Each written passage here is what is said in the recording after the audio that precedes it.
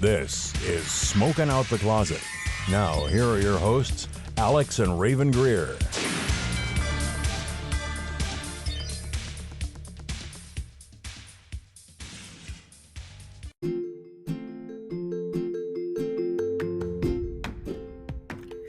Hey, it's Rayven. I wanted to announce 2 new affiliate programs that Smoking Out the Closet is now a part of.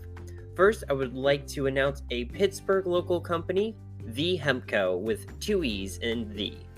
They offer hemp-derived products including Delta 8 and Delta 9 gummies, vape cartridges, and pre-rolls, HHC vape cartridges, and sustainably used devices and products.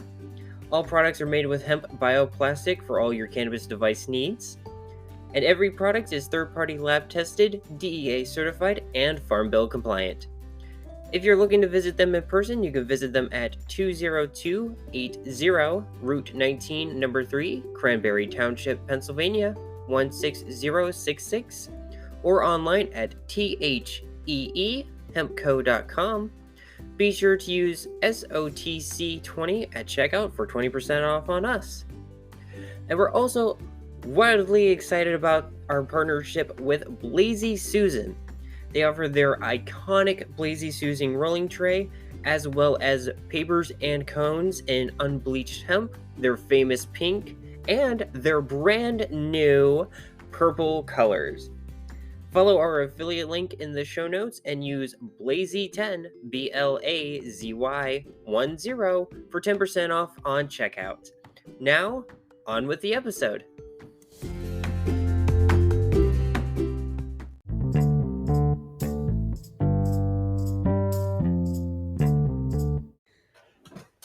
Hi, I'm Rayven. I use she, her pronouns. Hi, I'm Alex. I use they, them pronouns. And welcome back to another episode of Smoking Out the Closet. How's it going, everybody? Hope you're doing well. How are you doing, hon? Doing really well.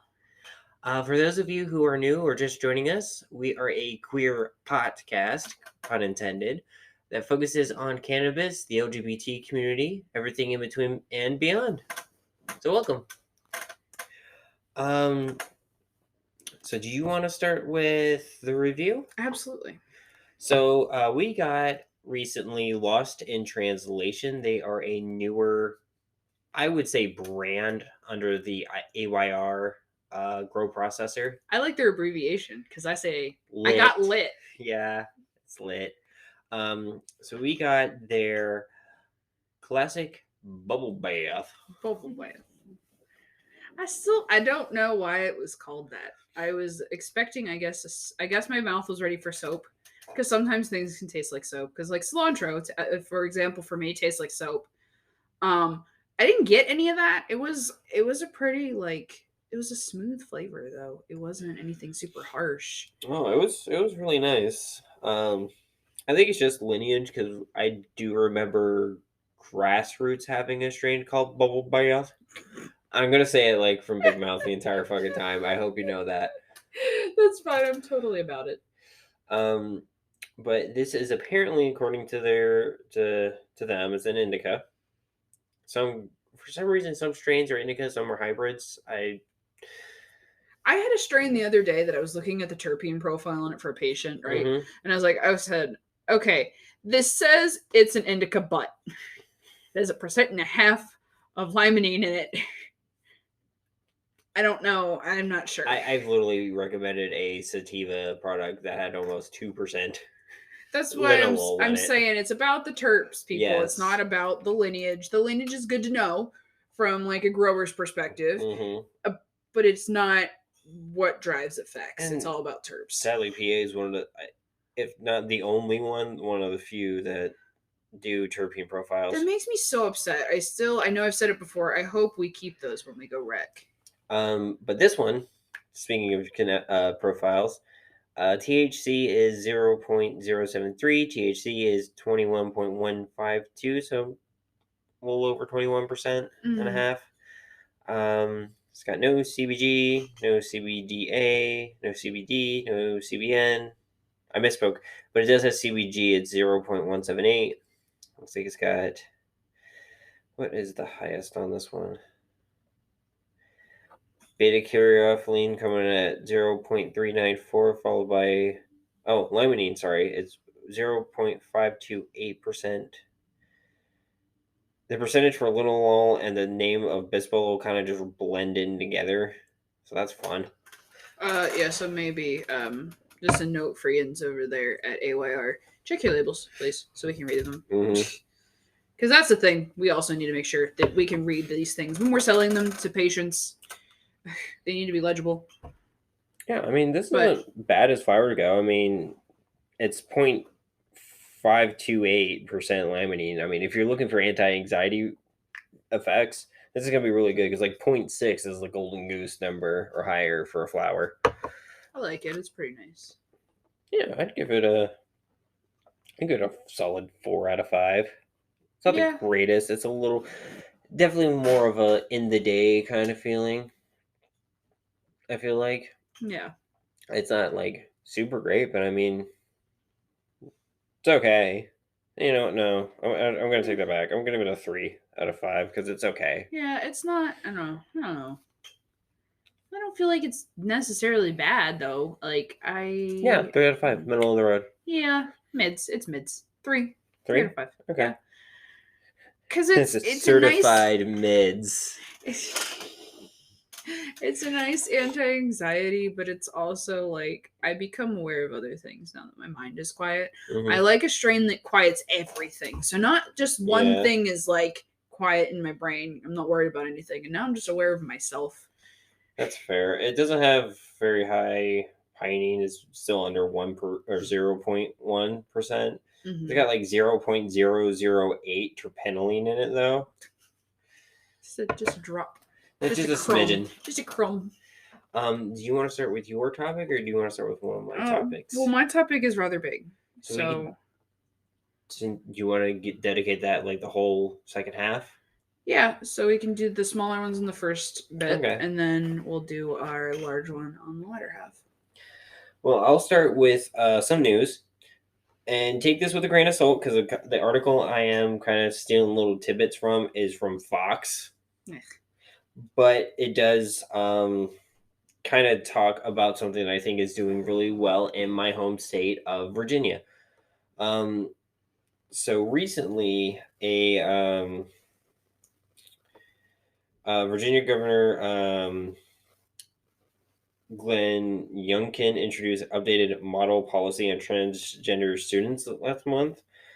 Basically talking about how transgender students are required to use bathrooms and sports teams based on the sex on their birth certificate or sex at birth is what it says specifically, as opposed to their gender identity. But Democratic Virginian delegate Elizabeth Guzman recently introduces a bill that will make it expand the state's definition of child abuse and neglect to include parents and guardians who do not affirm their LGBTQIA plus children. That's amazing. So this is going to be a huge fucking battle in Virginia, obviously, because you have Youngkin, who's basically saying transgender kids, can't do sports or anything because, gender identity, blah, blah, blah. Like, basically, creating the trans boogie man narrative. I guess trans boogie person. Yeah, trans boogie person. Boogie person. But the Guzman is introducing policies to basically say, no, that's child abuse and neglect. Because it is. If you do not support your trans child, that is child abuse. Point blank, end of story. You can debate the judge on that because I hope they're not gonna. They're gonna agree with me. And Youngkin and a couple other like the Fox News people were like saying, well, what does affirm mean? What does And they were pulling up the whole like that false narrative of like cat litters in the bathroom. God damn it, this again. Yeah, it was fun. Because I can already hear Tucker Carlson pulling that spin on it and everything. But it is good news and it is process, and hopefully that bill will get introduced or go through and actually pass in Virginia. That is amazing.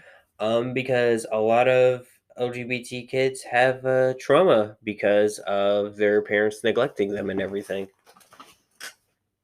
Yeah, and that's the biggest thing is like child abuse isn't always physical. Like, yeah, it can be. And like the mental part is a part of it too. And the fact that like this law is actually going out and extending to cover that is great, because I feel like just as a general thing that mental health, it usually gets more overlooked because there aren't any physical symptoms. And usually when there are, it's too late. Yeah, and that's been a big issue for a while. I want to say with like mental health stuff is it's been very swept under the rug for a number of years. There's always there's the boomer mentality of just fucking get over it. Mm-hmm. Yeah, that was the first thing I kind of wanted to bring up because that was a little more short. There's not a whole lot of like things written. We just know a bill was introduced recently. But I will share the article in the show notes because it's amazing that like we're actually starting to get something done. Now, both sides of the aisle fucking suck. I'm gonna say that first enough. Like, especially the ones that are backed by corporations, they fucking suck. Can I also say real quick that I have like built myself a nice little nook in my news outlets, that it has been so long that I've heard anything from those jagoffs at Fox that I forgot they fucking existed, which was great. And then I was like, oh shit, this again. Here we fucking go. No, you're good. It's just God, they're still out there being stupid. Mm-hmm. Plain and simple. Yeah, Tucker Carlson apparently went on a rant recently to like basically talking about how Biden's pardon system is going to like in the span of the same 5 minutes like cause immigration issues and hurt the economy, and then it all comes down to the queer people is the cause. Yeah, and there's fucking shit. This 5 minute like rant on Listen, Fox News. Can I just say though, real small tangent, it's hilarious to watch what these fuckers like grab onto and how they get from A to Z. It's like playing the Wikipedia game online. It's just funny to see what rabbit holes you lead down. 6 connections to Kaiser Soze. Yeah, and like 7 degrees of Kevin Bacon. That's it. That's what I meant. There we go.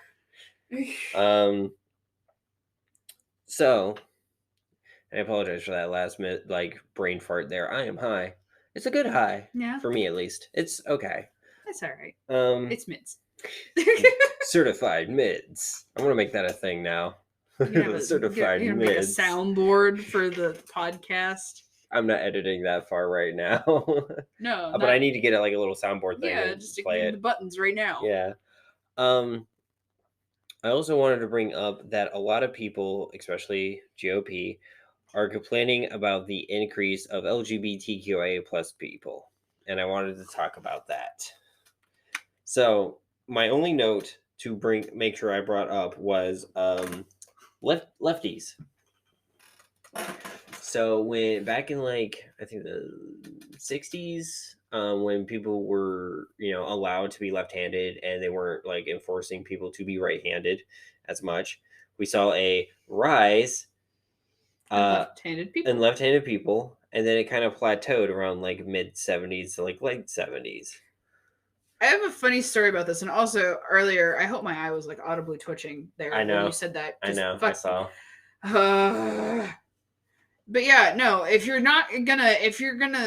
If people are going to basically, I'm just gonna not beat around the bush. Stop being assholes about something that people can't fucking control.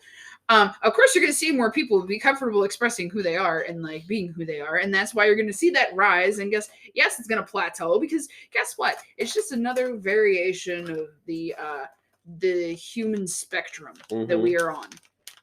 But I have a funny story about that left-handedness. I was born in 97, and I went to kindergarten, which I can't remember how old I was in kindergarten. How old are you in kindergarten? You're 5. 5 or 6. So it would have been 2002 or 3. Mm-hmm. And I was trying to learn to write. And I was like, okay, I don't know what to do with this. And I instinctively just picked it up with my left hand and tried to write. Mm-hmm. And my teacher was like, the fuck are you doing? Not Obviously, not like this is how it came across as little of me, like little tiny me now with the words to explain it. Like, what are you doing? Like, why are you? No, that's wrong. Like, basically, and made me write with my right hand.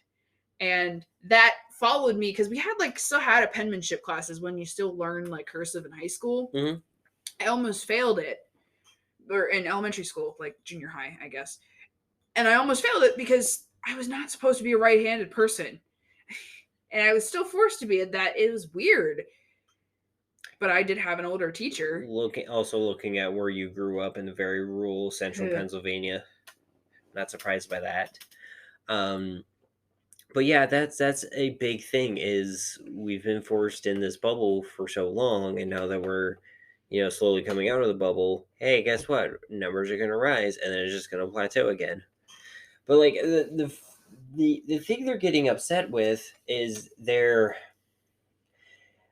and I can't remember who said it, so credit to them if anybody ends up finding, let us know, obviously. But it's the reason why the GOP is getting upset is because they can't put us in nice little organized boxes. And because they can't put us in these nice little boxes, they can't use those boxes to insinuate fear and distrust and use that as the focus while they do shady shit. Yeah. Or that if we have this all like constant fighting and everything, we're going to make sure that the group they want protected gets protected because they're using everyone else as the boogeyman. Yeah. And it's ridiculous. It really is. This is just, that irritates the shit out of me. Mm-hmm. It's not a new thing. It's really fucking not. Read a fucking history book. That's what I want to tell these fucking people. I'm not telling you high school level history. No, read an actual college level history book that has not been fucking whitewashed by wasps, and look at actual history. There have been people of gender diversity for so long since there have been humans. It is just being human. Why would being human be so binary if you look at animals and they're not? They're not. No, you're exactly Why are we right. any different? We're not. We're fucking animals, and people forget that. It's because, and I hate to say this, a lot of people think we've evolved past that stage when we're not. To quote George Carlin, we're barely out of the fucking jungle. Like, we like to think we are, but we still murder each other. We still hate each other. We have not evolved to the point where we just show love and compassion to each other. And we still have this evil, this darkness, this toxin inside of us that causes us to hurt and destroy our fellow man or our fellow humans. We're barely out of the jungle. We're still animals. Yeah, there's still some very what is the word I'm looking for? Primitive comes to mind, but it doesn't quite fit. Ways of humans that are still outdated, that are still ingrained into us. And society has played a big part of that, but especially Western society enforces that a lot of the time, and it's. I will say a lot of it has been the very European. They use religion as a weapon, but a lot of it the European societal norms and everything that's kind of spread across the world and become the has been tried to be the standard for a long time. Can I also, as somebody who's gender diverse and stuff, and this is it's all fucking made up anyway. We made all this shit up. So why can't we just unmake it up? Why can't it just be gone? That something happened. We existed before we made up all these stupid rules. What do you think we did then? I mean, I don't know. It just fucking blows my mind that people get, as somebody who doesn't see this is, I don't feel like this is a big deal. It's crazy to see how bent out of shape people get over it. Of something that's not. What's important is the person. No, I totally agree with that. The people are important. Their happiness is important. That we're thriving as a species, and why would we not want to just build each other up from there? But also, like you said, there's that something in us that's just like, hey, fuck you. Mm. And like that's the thing, and I will say, like I've been saying GOP. There's definitely Democrats that are very in that boat. There's some GOP that aren't. However, it's that argument, and like it's more than enough of the GOP that we're more like, and you have some of the GOP people have a lot of big voices and everything. Marjorie Taylor Greene, Lauren Bimbo, because I can never pronounce her last name. But if you've seen her Twitter, you know who I'm referring to because I always fuck with them. I think so. But yeah, I love the argument of like, oh, LGBT people are groomers when Lauren's husband was literally caught essaying a kid. Jesus. It's always, listen, oh my gosh, this builds into, okay, can we talk about this for a second real quick? Because I actually read, I don't remember how I came across it. It was some article from like, I think it was like Psychology Today or something, some accredited psychology website, right? Mm-hmm. And I was looking at gender stuff, and it was like, I don't remember how I got here. It was one Google search led to another kind of thing. You went down a rabbit hole. I went down a rabbit hole. And it was like, there is a theory that like, well, not a theory. Let me back up. Words are hard. Mm-hmm. There are studies that have shown that like people who are more in tune with their like gender fluidity and their fluidity as who they are as a person, and they just embrace themselves as they are, that they are happier than people who are in like, who are forcing, you know, heteronormativity, straightness for the sake of it, like those societal things, that people are happier just being people. So I feel like we are going to, we're going in that direction, I think, of hopefully evolving past that. You know, fingers crossed. And I will say, because that brings up a point, is a lot of the biggest anti-LGBT people usually are the ones that have that internalized shame so much that it spreads to other people. Someone actually, and I think they got blocked by her, but someone tweeted at J.K. Rowling that says, "Are you upset with trans people, or are you upset with the fact that you might be trans yourself?" Yeah, because there is that thing of in the people who are like, J.K. Rowling's fucking horrible, but we still, this is how we met each other, was through this fandom, are like, J.K. Rowling is probably transmasculine because of the way she writes, and that she has so much fucking hate, and it seems to come from nowhere. And also she's clinging very, very hard on that feminine societal stereotype. That, yeah, there's something, because a lot of the times that is what it is like people who hate, they hate what they see in themselves is what it is, because that's what they were taught. Exactly. And they don't know what to do with it, so they turn it outwards. And and I was saying, we're not saying that like J.K. Rowling is trans. We're not excusing any of her behavior or anything, but this could J.K. Rowling's her, fuck you. I hope you block me on Twitter. That would be amazing. I'm gonna take a screenshot whenever you block me.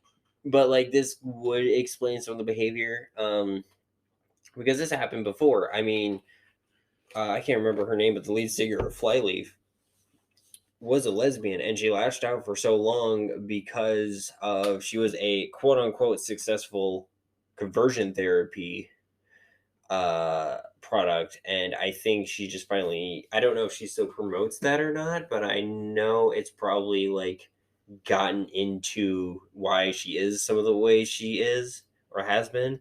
She used to be a very big drug addict, and I think a lot of it is she's trying to force herself to be in that way the conversion therapy wanted her to be, but not who she truly is. You know that all conversion therapy is just fucking brainwashing, and that shit has that shit has a shelf life. You have to listen. Just because you hide it doesn't mean it's gonna go away. That's a quote from a song, and I can't remember what fucking song it is. But just because you hide it, it doesn't go away. Like, it's gonna fucking come back.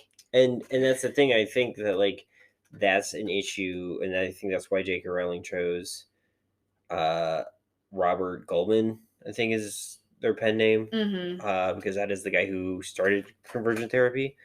But yeah, it's never been successful. There's documentaries about how it's horribly unsuccessful, and eventually, they kind of just stop being these basically speech puppets for these extreme religious groups.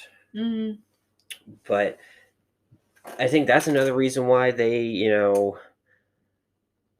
the rise in LGBT people scares them, or they have an issue with it, is because they can't use fear to control us as much. Yeah, because I feel like, as somebody who is in the community and who has like looked at this as like being who I am, let me just say, being who I am and looking at this, it's just like I said, it's once you realize it's just a societal thing and it's made up, you can't scare me with it. Like just the whole religion thing that I have come, and now I'm not saying that everybody should be like this. Whatever you believe is fine, as long as you're not hurting anyone else or yourself. But that's the whole thing. That's why that doesn't get to me, because that's just not. It doesn't affect me. I feel like it doesn't. So what else are you going to try to pull to scare me? And they're grasping at shit too. Like, and I feel like it's been correct me if I'm wrong, it's been the same shit for how long now? At least the past 10 years. Since I've been in high school, we've been like being at war with this bullshit of like the trans boogie person or the LGBT boogie person. Like, I think we've all heard enough of it that we just need to move past it. Because, like I said earlier, at the end of the day, if you are who you are, and as long as you're not hurting yourself or anyone else, why should anyone fucking care? Honestly, you're right about that. And I totally agree. If it doesn't affect you, shut the fuck up and sit down. Jesus Christ. And at that note, I think we're pretty good to go on break. Yes. And then you have a big topic to discuss that we talked about a little bit last week. Yes. So we will see you guys after the break. See ya.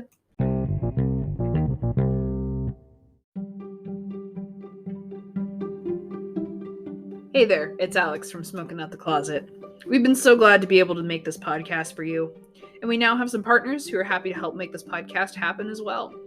Our friends over at Da Vinci Vapors have sent us one of their many amazing products, the IQC Dry Herb Vaporizer. If you've been listening to the podcast for a while, you've heard us talk about Da Vinci, and we've even used the IQC on the show. With a 0.5 gram dry herb chamber, 30-second heat up time, precision temperature control, removable and rechargeable 18650 battery, and an on time of 2 hours, what's not to love about the Da Vinci IQC?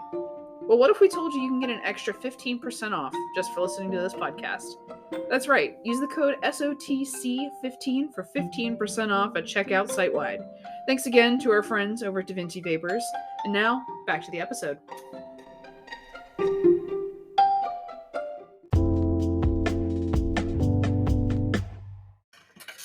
And we are back.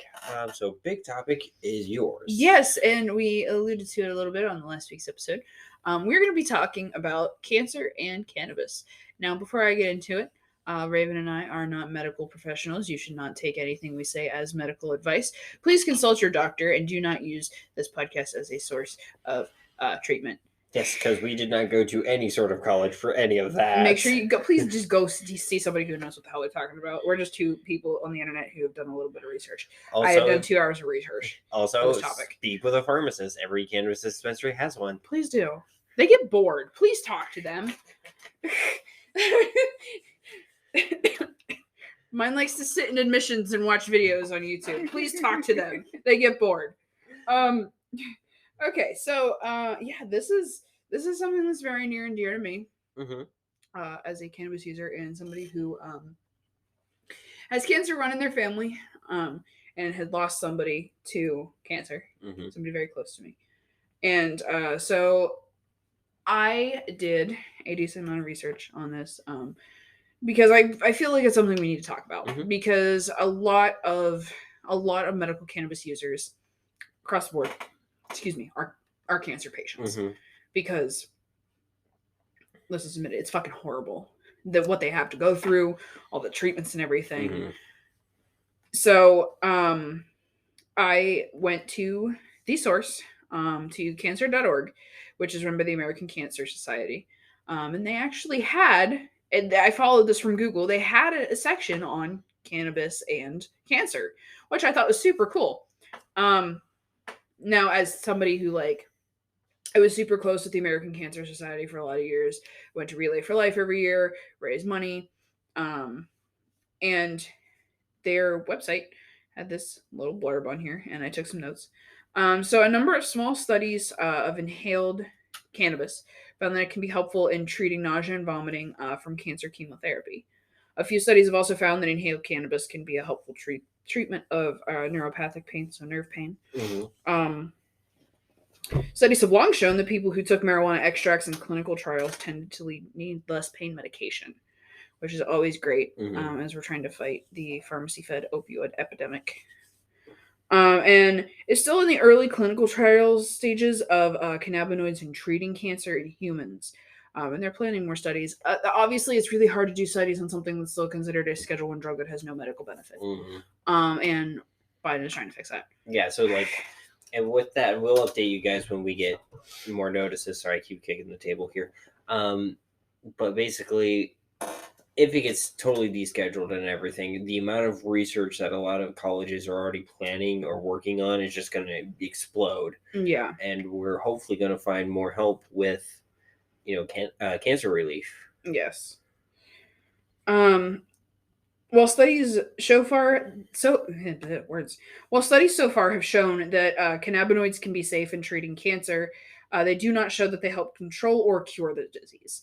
They can be helpful in treating the symptoms. Mm-hmm. There's not a whole, like I just said, there's not a whole lot that we can do right now. But we do already have a few drugs in the United States that are cannabinoid-derived medications. Mm-hmm. We have dronabinol, also known as Marinol or Syndros. It's a why can I not speak?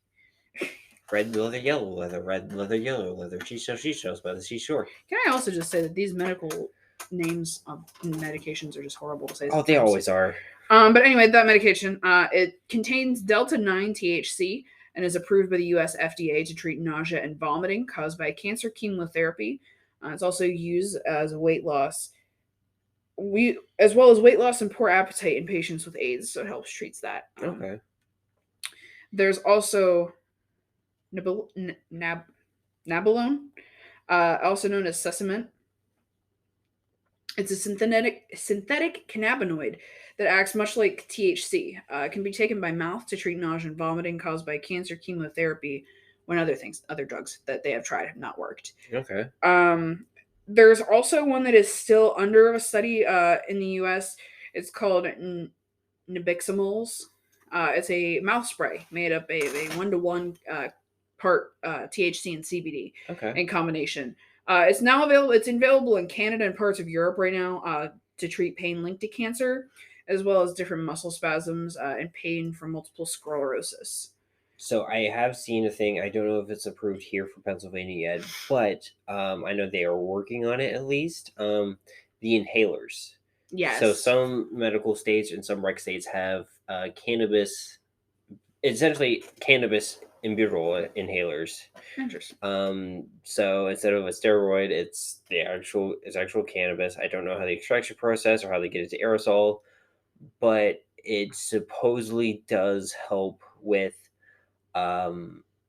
getting it into the body faster for some people, and it's usually used for either people with like neuropathy issues, patients with pain because it hits the bloodstream like that almost, or with the ones that are high in osmine and pinene, probably like airway flow too. Yeah, interesting. That is really cool. Yeah, I think it would be neat for us to get these here. I feel like That's also all speculation too, though. Yeah, those also can be used for anxiety attacks as well. That would be that's amazing. Yeah, but as at the time of recording this episode, that spray I was talking about, it's not available here yet. So, there is a little blurb on the American Cancer Society's website. The American Cancer Society Cancer Action Network, the society's advocate affiliate, has not taken a position on the legalization of marijuana for medical purposes because it believes in the need for more scientific research on it for its potential benefits and harms. So they're electing to remain neutral right now until we can do more studies and stuff on it. But we can't do more studies on it until it's legal. Yeah. You're gonna But catch 22 there, guys. it does suck. But it's also, I don't know, looking at these drugs, it's interesting to see that like it's already part of medication, which it helps normalize, but also I don't want Big Pharma making money off of this. And how much of it is synthetic? Like, it's synthesized. Right. It's not, because that probably hasn't seen a plant. Like, it doesn't know. It's like when we were making lab-derived nicotine. There's no idea what the THC has no idea what a fucking cannabis plant looks like. None. But I also wanted to get a different angle because that was, straight from the horse's mouth. The American Cancer Society, they do the most research in the United States on cancer research. Sorry, that was our cat that decided to land on Alex's lap. On my surface, nonetheless. He was trying to type show notes, apparently, for me. Where was I? Hold on. You were getting the other side of the coin. Other side of the coin. So we're going to normal. And what they have to say, because there are always these people who are going to be like, well, cannabis causes cancer. And yes, while there are carcinogens found in cannabis smoke, which is why most places say that you should vaporize it because it is safer. It heats the cannabis to a point underneath combustion where those carcinogens are not exposed to your lungs. Like, your lungs are not exposed to those. So Normal did a write-up on their, basically being like, fuck, hey, look at this. Because there are government reviews investigating a possible link between cannabis use and lung cancer, but they have failed to find a definitive causal connection between the two. Also, I also want to point out, playing devil's advocate a little bit here too, it is very hard to discern cannabis users and what could be caused from tobacco, because a lot of cannabis users also smoke cigarettes. Or make spliffs, blunts, which uses tobacco leaves typically. So it is very hard. Honestly, I would probably be one of the best candidates for it to study. I did smoke cigarettes for too long, but I don't anymore. I just smoke cannabis. And if, like, here's my thing, right? If the biggest issue is you might have a little bit of carcinogens with actual combustion and smoking of the plant, they are counteracted by the other things in the plant. Yes, but also that compared to alcohol and cigarettes, like the amount of carcinogens and stuff you're inhaling from cigarettes with all the preservatives and everything they have in modern cigarettes, not good. And then the possibility of getting alcoholic cirrhosis in the liver and everything from alcohol, or, your body not being able to process it, because a lot of people do have that issue too. Literally is like a lot, like, are legal and they're super worse for you. And I'm not saying you can't smoke and I'm not saying you can't drink, but everyone understands the health risks with that. Yes. With cannabis, we don't, because there's a whole lot of studies done because it's still federal Scheduled 1 drug federally. But from what we do know is way less than those two. Exactly. And there is the argument, people will be like, oh, well, this, I cannot remember what the specific carcinogen is. It's a very long, convoluted fucking name. Science terms. We're two stoners to not do that. Yeah. Words. I feel like I have a form of synesthesia because when I look at it, I feel like it would just taste bad in your mouth as a word. Like, it's not a great word to look at. It just oozes. Yeah, it'll give you cancer. Yes, it is higher in cannabis smoke, but the different parts of the cannabis plant counteract those. There are anti-cancer agents in cannabis that will counteract the carcinogenic properties of the smoke. Obviously, if you have trouble breathing, you have asthma, really bad allergies, I'm also saying, please do as I say, not as I do, because I do have very horrible allergies, and when I smoke, sometimes I can't breathe. Take an extra Claritin. Please take care of yourself. There are some plants you can turn into tea. I can't remember what they are off the top of my head, but I think it's mugwort. No, Yeah, no, maybe. you can put mugwort in tea. Yeah, it's one of those like flowers kind of similar to mugwort that like you brew it, you make it a tea, and it makes you less phlegmy. Yes, it gets rid of some of the Mhm. congestion. There's also another study. There was a study done, an 18th-month study by the National Academy of Science Institute of Medicine that concluded there is no conclusive evidence that marijuana causes cancer in humans, including cancers generally related to tobacco use, but added that cellular studies and a handful of poorly controlled case studies suggest that cannabis smoke may be a, quote, important risk factor for the development of upper aerodigestive or lung cancers. There was nothing behind that.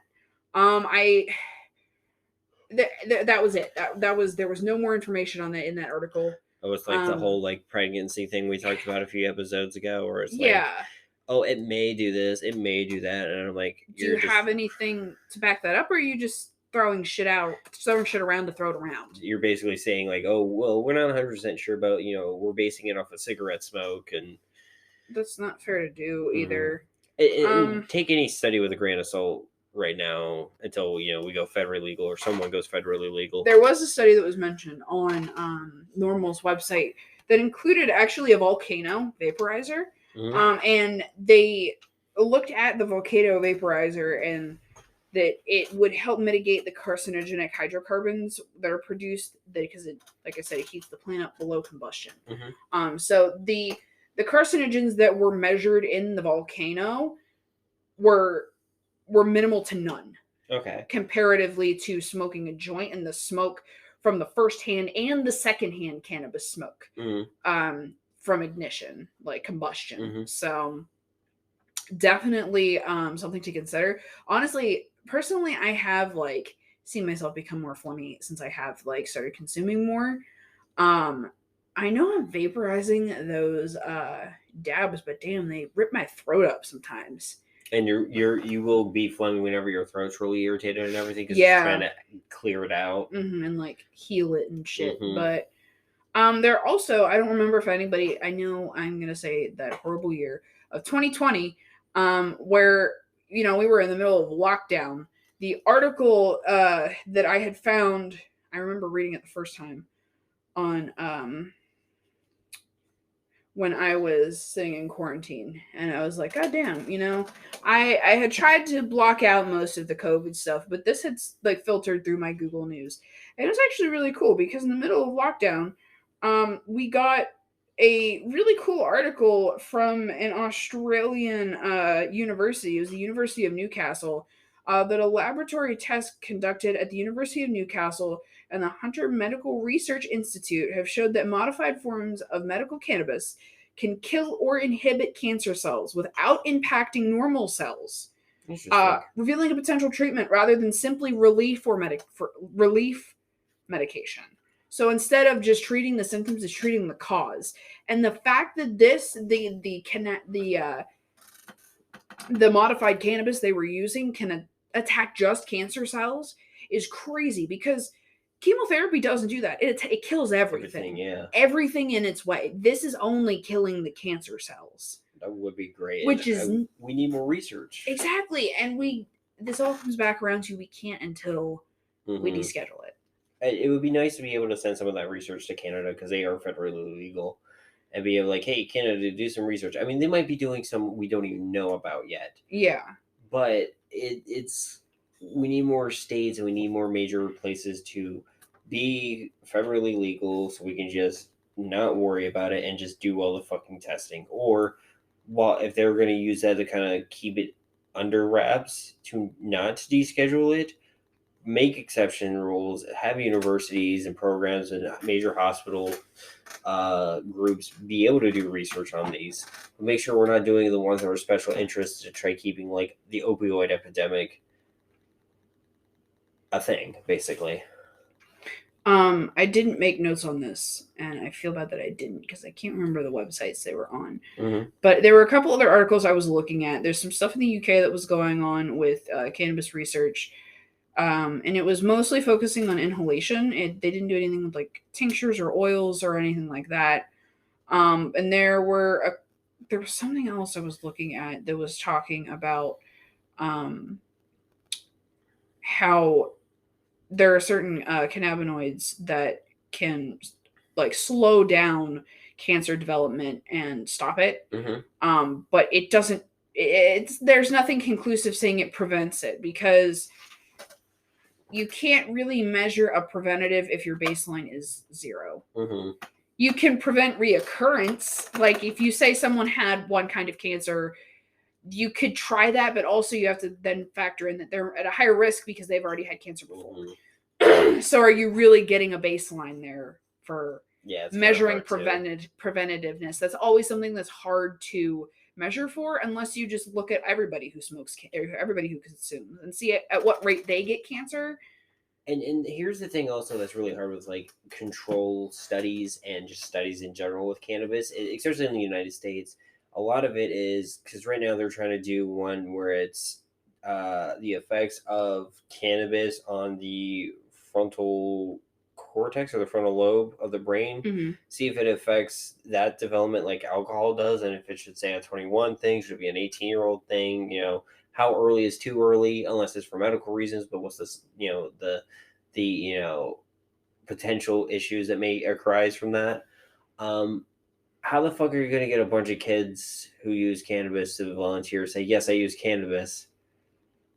Because they're afraid their parents are going to like. Yeah, they're afraid you're a nerd. Exactly. They're not going to tell you. And then, you do get the studies and you do get like everybody that like has the effects and everything, and like, but your pool is going to be like so small. You need a wider range because there's a wider range of people out there. But a lot of these studies are done with like less than 2,000 people. Yeah. And while that's a great kind of starting point, it can't be the end all be all for these results because you only had 2,000 people. There are more people that attend school at Robert Morris University. There's more people that attended my first high school. Jesus. I keep forgetting big high schools are a thing.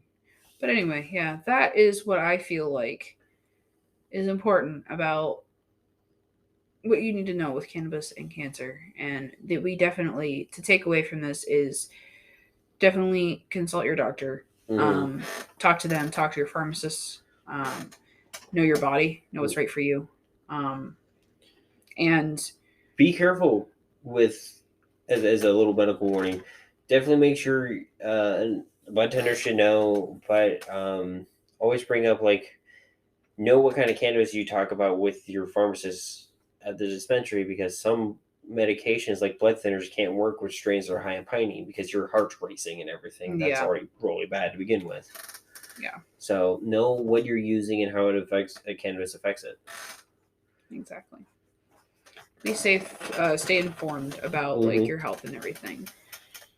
And I wanted to definitely talk about this. October was a great time to do it because October is National Breast Cancer Awareness Month, and that is definitely why I've been trying with my mom because she's had breast cancer, and I'm like, Mom, you are how old?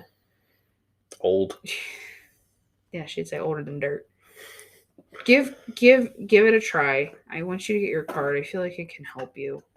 I do feel bad because my mom was a patient and she let her card expire, but she had so many things, there was a small group of methods that worked or that she could use, and then the pain got so bad with fibromyalgia that that pretty much went out the window. That one way that she could use it. So it's sad. Some people try and they don't get success for it, and you know what? I'm gonna use that as a way to be it's okay if it does not work. Yeah, exactly. But I feel like it should be a tool to try figuring out what can and can't work for you. For some people it does. For some people it doesn't. Some people have allergic reactions to it, and that's totally fine. And also, there were many warnings from all of these websites I was going across. Do not use it to replace your chemotherapy or your radiation. Use it as a tool alongside it. Because like I said, there isn't any definitive. It prevents it, it stops it, it kills it. It's with chemotherapy. I always feel like the Frankenfurter quote is very applicable. I'll take care of the cause, but not the symptom. Yeah. Like, a lot of chemotherapy is taking care of the cause, but not the symptom. But with cannabis, it is taking care of the symptom, but we don't know what it does to the cause. Yeah. So it's nice complementary of each other. Exactly. They work in tandem. Yeah, hopefully, in the next couple of years, we get more research and everything on how it affects cancers, how it affects anybody at any age range with cancer, because I sadly knew people that were younger than me who got it and now are no longer with us. It can hit anybody at any age. So definitely be preventative. Go talk to your doctors. Go get checked. Same rules apply for this is life. If you see something, say something.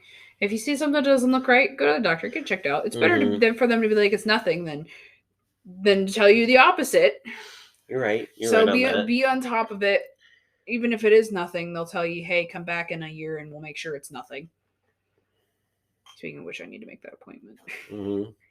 But yeah, a little bit shorter episode. But I feel like we, talked about some pretty cool stuff this week. Yeah. Coming up soon, you're fine, the chair squeak. Everyone knows it. Coming up soon, I would like to definitely talk about for our Halloween special. Halloween. Because next week we're recording, it would be the 30th, I think. The 30th, yeah. The last episode of October. So as a little kind of preview for everybody, I want to talk about the innate queerness of horror. Oh God, yes, please.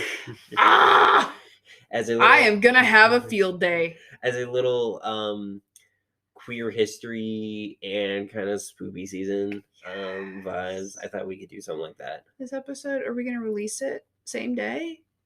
I was actually thinking about releasing it Halloween Day. Oh, that'd be awesome. Let's do it. So. Yeah, I'm gonna have a heyday. This is great. So look out for. I might actually do some editing work and might try getting like a Halloween theme intro. Ooh, that'd be cool. Heck yeah. Yeah, I don't know what else to say. I don't know what else to add. So we'll just sign off here. Yeah, I guess so. You know where to find us on all the things. Click the buttons. Yeah, we have Instagram, Twitter, email us. Everything in to contact us is in our social media. If you have anything you would like us to talk about, definitely let us know. Support our Patreon. Every little bit helps. We can get the soundboard that Alex suggested. We'll get the ability to be able to go to Canada and talk about Canadian weed because it's right up. A new chair, so that when I lean forward, it doesn't squeak. But yeah, because everything we do right now is out of pocket, and you're gonna hear the ad for it in a few seconds here once we sign off of the little ad I made for the Patreon. But definitely support the Patreon. We would greatly appreciate it. Everything a little bit helps. If not, just kind of spread the word about our podcast. And, if you really like us, let us know. We're on Apple Podcasts. So, you can give us a review there. You can give us a review on Spotify now, I believe. Yes, you can review podcasts on Spotify.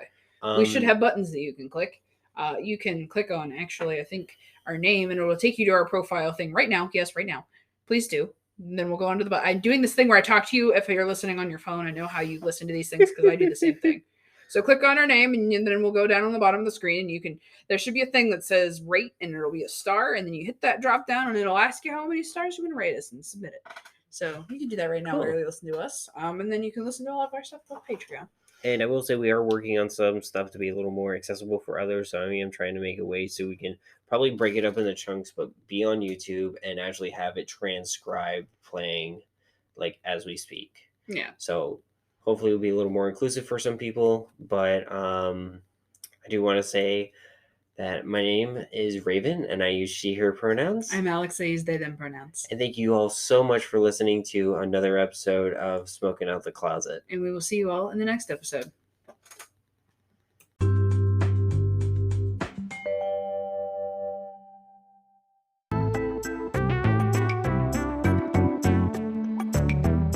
Rayven here. I just wanted to make a little ad for our Patreon that we started. First and foremost, all the funds generated with this Patreon is going to go directly back into the podcast, whether that's better equipment so we can make better sounding episodes, give you guys really cool stuff like stickers, pictures, nice little trinkets from us, or be able to travel to places where there is legal weed or there's certain LGBT communities that we want to interact with and talk to, and potentially have some really cool guests come on the show. Now, right now our Patreon is bare bones, and I do apologize with that, but we hope to make it a little better as time goes on. Right now we have 3 tiers: flower, vape cartridges, and concentrates. Flower is $3 per month, vapes is $6 per month, and concentrates is $9 per month. With flower, you get access to our Discord, the Scuttle Zone, a private Discord that we have for you guys to kind of interact with each other and potentially interact with us. We have things for like different aspects of the cannabis community and LGBT community where you guys can talk to and kind of just interact with each other and learn from each other, and learn with us. But you also get early access to these episodes. You get a day or two, basically immediately after I'm done editing the episode, I am putting it on the Patreon so you guys can listen to it early. With vape, you have everything from the flower, but you also have access to the private chat room in the Discord server for one-on-one discussions and questions for us. You'll have the ability to basically be, hey, I have a question about this certain thing, and we'll answer it at the end of every episode. We won't get to everyone all at the same time, obviously, but we'll spread it out through the month and be able to get to as many questions as we can. And then with the concentrates, you get everything from flower and vape, but you also get behind the scenes looks at what we do here. I'll show like what I'm editing and like maybe little sound files or like little clips of what we're working on. Our show notes, so you get to see that early, potentially, knowing what topics we're going to be talking about on this next episode. Pictures of stuff in and outside of the recording stuff, like things like cannabis festivals. We'll take pictures and post some of them online, but with the behind the scenes access, you get to see all of that. Basically, all the dumb faces we make at each other, all the cool stuff that we see, and all the cute things that we find. It's my hope with this Patreon that we'll be able to go far and wide and hopefully be able to see some of you guys or have some live shows in the future where you guys can come and interact with us. And obviously no pressure. I just want to make sure that you guys are aware of this, and first and foremost, take care of you guys yourselves. If you don't have money to support it, or if something happens you have to stop, we totally understand. Thanks.